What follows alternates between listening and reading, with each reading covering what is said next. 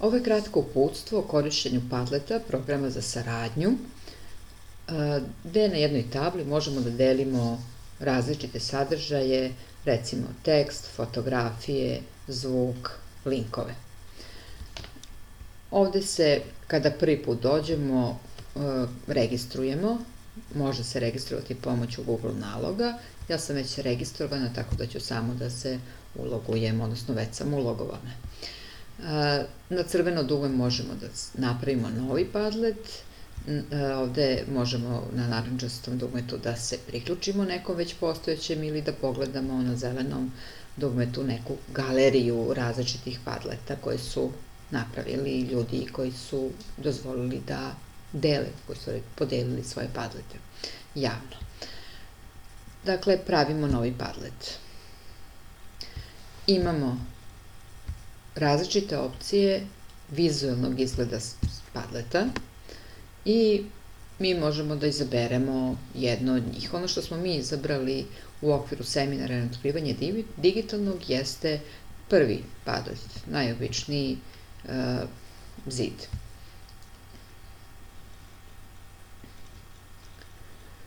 Ono već daje jednu opciju pozadine, a mi možemo da tu pozadinu menjamo na neki drugi način, možemo da menjamo naziv Padleta i da radimo i neke druge opcije.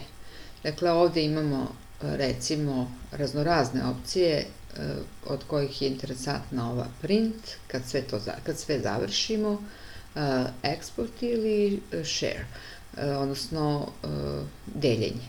Ali pre toga da vidimo kako možemo da modifikujemo postojeći Padlet. Dakle, u ovom delu možemo da nazovemo Padlet proba. U ovom delu uži naziv ili podtema ili nešto što želimo da istaknemo. Recimo napisati svoje ime i prezime i tako dalje i tako dalje. I ikonica, ako menjamo, možemo da prosto istražimo šta možemo da imamo kao ikonicu ili recimo, evo vidite kako to ide. Ok, idemo dalje. Imamo adresu bloga, dakle možemo da je podelimo na taj način. Ovo je pozadina, možemo da je biramo, da li hoćemo jednobojnu sa više boje i tako dalje. Ovako. Vraćamo se. Naravno, kod ovih pozadina važno je da znamo da tu sad opet možemo svašta nešto da istražujemo ili da damo i svoju pozadinu. To je što se tiče izgleda. Ovo je color šema, dakle jedna ili druga, sve zavisi i od boje. Na kraju font takođe, kod svega možemo da menjamo. I idemo sad za neke druge stvari. Dakle, to je sada, ovaj deo označava postove, dakle šta će se desiti sa postovima. Da li ćemo, ako uključimo ovu opciju, prvu, onda će biti vidljivo svima ime onog koji postavlja post. Dakle, vi, recimo, ako ja delim ovaj post, a vi napišete nešto, onda će vaš Gmail u stvari biti vidljiv svima. Zatim, ovo je opcija da li će post koji se poslednji napiše biti na prvom ili na poslednjem mestu. Takođe, ovde je opcija da uključimo moguće komentarisanje bloga, bloga posta ili da ga isključimo. U našem primjeru je recimo uključeno komentarisanje. Ovo je mogućnost da se na neki način ili lajkuju ili da se recimo od 1 do 5 boduju određeni postovi i tako dalje. To je isto jedna od zanimljivih opcija, ili da se glasa mi smo, ili naravno ništa, mi smo uzeli ovu, recimo kod nas opciju sviđa nam se, prosto zbog socijalnog aspekta programa, prosto postovanja, odnosno deljenja, mišljenja i tako dalje. I to bi otprilike bilo to što bi bilo od značaja za nas. Kliknemo save i to je to.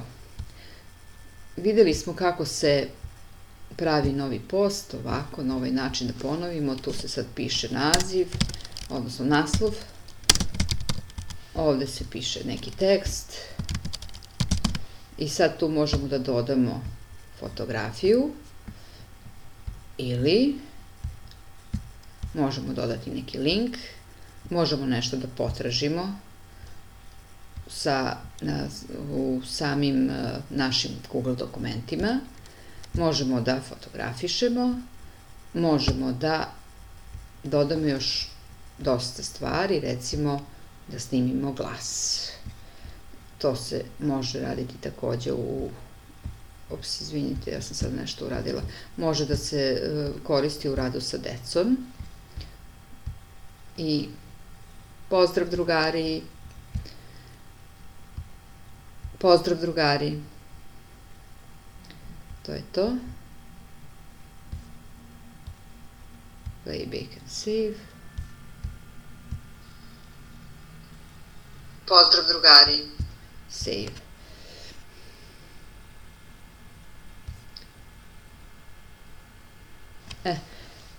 Dakle, šta još možemo kod postova?